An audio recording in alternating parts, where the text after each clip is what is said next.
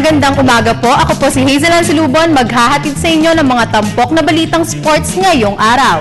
Sa boxing, pagbawi sa titulo na dating naisukbit ng mga Pinoy champions, ito ang karagdagang motibasyon na dadalhin ni former world champion Malcolm Tunyacao sa kanyang gagawing pagdayo sa Japan para sa title challenge kontra WBC Bantamweight King Shinsuke Yamanaka sa buwan ng Abril. Narito ang report ni Dennis Principe.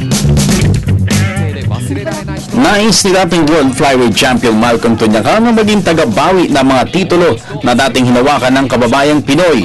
Sasabak si Tunyacao sa isang world title fight sa pagharap nito laban kay World Boxing Council Bantamweight Champion Shinsuke Yamanaka ng Japan sa Abril 8 sa Tokyo. Ang nasabing titulo ay dating hawak ng Filipino Flash Nonito Donaire Jr. na T1 dahil na din sa pag-akyat nito sa Super Bantamweight Division. Sa panayam ng PTV Sports kay Tunyacao na ngayon ay nakabase sa Japan, sinabi nito na tunay na nakadaragdag sa kanya ng inspirasyon ang magbalik ng isang world title na minsan ang ipinagbunyi ng mga Pinoy. Naipagmalaki na ng mga Filipino fight fans si Tunyacao nang bawiin ito ang WBC Flyweight crown na naagaw noon kay boxing icon Manny Pacquiao noong 1999. Ito'y matapos patulugin ni Tunyacao sa 10th round si Medwen 3K Battery, ang Thai tormentor ni Pacquiao.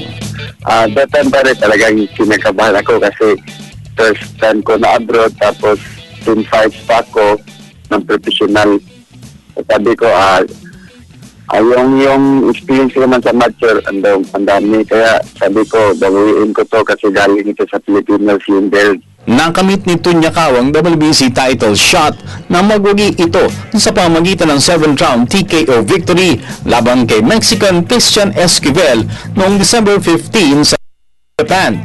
Ang laban ng Tunyacao kay Esquivel ang nagsilbing WBC title eliminator para madetermina ang mandatory challenger ni Yamanaka. Ito na ang hinihintay ko after 12 years. Sabi ko sa sarili ko, ito na talaga, ibubuhos ko talaga para sa bansa natin. Kaya dito ako kahit malungkot o malayo sa pamilya, at least stable sila doon sa Pilipinas at masaya na rin ako para sa kanila. Napanalunan ni Yamanaka ang vacant WBC crown via 11th round TKO win laban kay Esquivel noong November 2011 sa Tokyo. 2 beses naman na naidepensa ni Yamanaka ang corona laban sa mga sikat na dating world champions na sina Tomas Rojas ng Mexico at Australia-based Armenian na si Victor Shinyan noong 2012. Para sa PTV Sports, Dennis Principe, Good Morning Boss.